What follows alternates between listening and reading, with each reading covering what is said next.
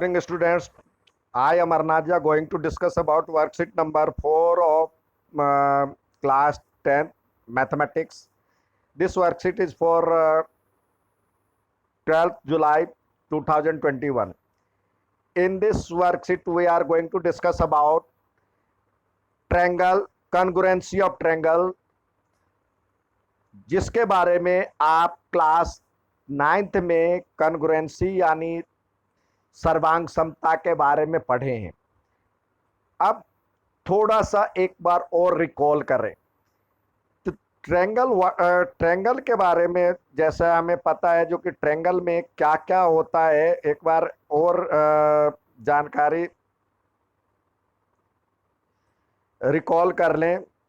Triangle में देखिए vertex होता है 3, यहाँ पे वर्टेक्स की बात नहीं की गई है।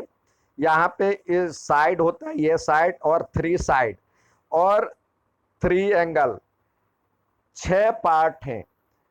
तो सर्वांग समता यानी कॉन्ग्रुएंसी में कहता है ये सारे इक्वल होने चाहिए दूसरे ट्रायंगल के। दूसरा ट्रायंगल ये मान लीजिए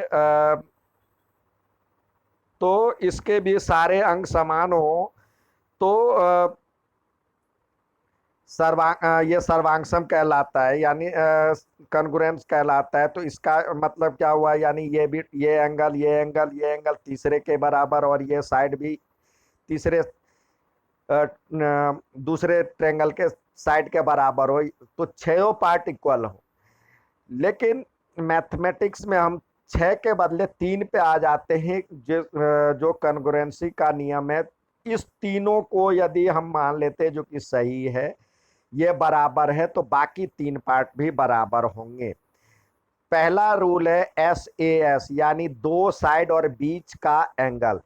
अब 2 ट्रायंगल है, इसका ये ट्रायंगल दो दो साइड और ये बीच का एंगल और इसका ये और बीच का एंगल कोई भी हो सकता है। तो ये दोनों यदि बराबर हो, दूसरे के 2 साइड और बीच के एंगल बराबर हो, तो वो कॉन्ग्रुएंस होगा, यानी बाकी सारे पार्ट इक्वल होंगे।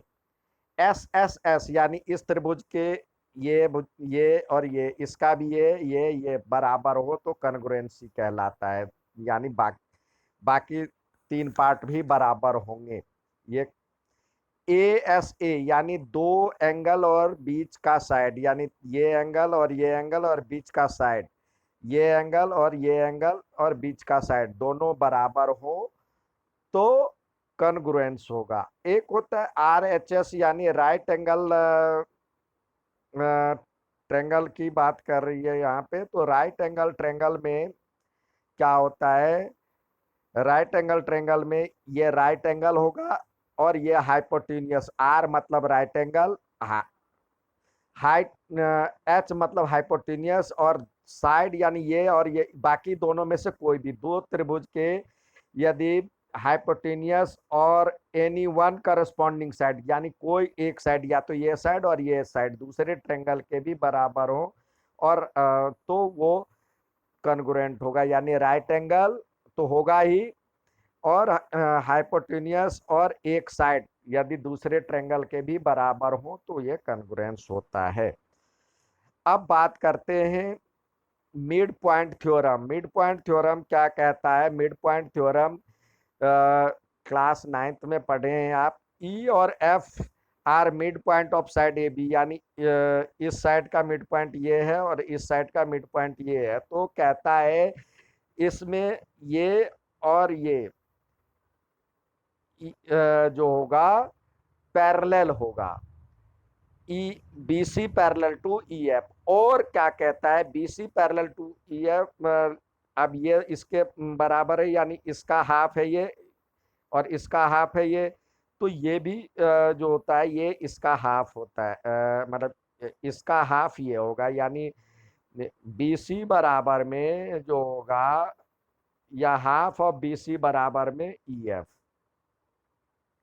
यानी 2 ट्रायंगल जो होगा। मिड पॉइंट थ्योरम कहता है जो मिड पॉइंट को जो हम मिलाते हैं तो वो जो करस्पॉन्डिंग साइड होता है वो थर्ड साइड के पैरेलल एंड हाफ होता है। अब बात करते हैं आगे कुछ और भी राइट मतलब इस नियम दिए गए। राइट एंगल में आपको पता होगा, राइट एंगल में जो सबसे बड़ी भुजा होती है उसको हाइपोटेनियस कहते हैं। Long in right angle triangle hypotenuse is longest side. अगला है इन पी क्यू आर, ये पी क्यू आर दिया हुआ है, पीटी मिड पॉइंट है। अब मिड पॉइंट क्या कहता है, इस साइड के मिड पॉइंट को मिलाने वाली मतलब ये पीटी मीडियन है, यानी ये मीडियन इस साइड के मिड पॉइंट को दूसरे वर्टेक्स से मिलाने वाली जो लाइन होती है उसको मीडियन कहते हैं। यानी PT is median then QT is equal to R T, means T is mid point of Q R, यानी ये और ये बराबर होंगे। The median of triangle is divides into two triangle of equal areas, ये और ये एरिया बराबर होंगे। पीटी मीडियन है तो ये और ये बराबर होगा। अब कुछ और नियम दिए गए हैं। Two figures are congruent if they are same shape and same size, यानी दो फिगर आपने पासपोर्ट साइज फोटो खिंचवाने के लिए गए तो उसी की 4 कॉपी आप ले लिए तो चारों एक दूसरे के कॉन्ग्रुएंस होंगे, क्योंकि शेप एंड साइज में दोनों बराबर होंगे। ठीक है, तो शेप एंड साइज दोनों बराबर हो तो तभी कॉन्ग्रुएंस हो गया। 10 रुपए के दो नोट लेकिन एक ही डिजाइन के नोट, वो कॉन्ग्रुएंट होंगे। Sides opposite to equal angle, अब ये ट्रायंगल है, ये और ये एंगल इक्वल है तो इसके सामने की भुजा ये और इसके सामने की भुजा ये, दोनों बराबर होंगे। Sides opposite to the equal angles of a triangle are equal, यानी इक्वल एंगल के अपोजिट साइड्स बराबर होते हैं। और इसी का ठीक उल्टा दिया हुआ, angles opposite to equal sides of a triangle are equal. Area of triangle जो होता है half into base into height, base ये होता है और हाइट जिस पे, अब जरूरी नहीं है जो कि सब पे बेस यही हो जाए। जब ये ट्रायंगल लेते हैं और इस पे हम ये हाइट लेते हैं तो इसके लिए ये बेस हो गया, यानी जिस पे हाइट या परपेंडिकुलर टिका हुआ है वो बेस कहलाता है। बेस इंटू हाइट हो गया इसका formula.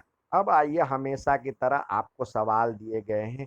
The congruent figures are of same shape and size, यहाँ पे पहला ही दिया हुआ है, यहाँ पे same shape and same size, तो यहाँ पे same shape and same size भरे। In right angle triangle P Q R में दिया हुआ P Q 3 centimetre, P R 5 centimetre और क्यू आर 4 सेंटीमीटर। तो पी क्यू का स्क्वायर भरे क्या होगा, 3 का स्क्वायर 9 हो जाएगा और क्यू आर का स्क्वायर 4 का स्क्वायर 16 हो जाएगा।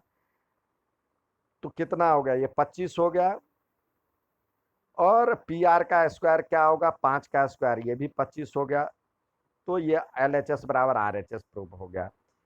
अगला कहता है in given figure E is the midpoint of X Y, ये E मिड पॉइंट है एक्स वाई के।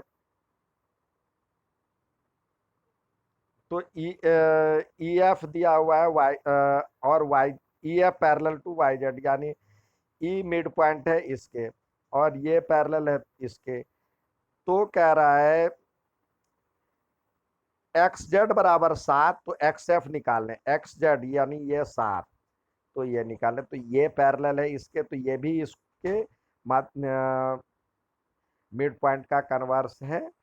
तो ये पैरेलल है इसके और ये एक मिड पॉइंट है, तो ये भी मिड पॉइंट को पे मिलती है, यानी ये भी मिड पॉइंट होना चाहिए। तो ये 7 सेंटीमीटर है तो इसका हाफ होगा 3.5 यानी 7/2। डिफाइन मीडियन, मीडियन क्या कहलाता है, मीडियन मीडियन क्या कहलाता है, in a triangle mid point of, यहां पे दिया हुआ है mid point of a side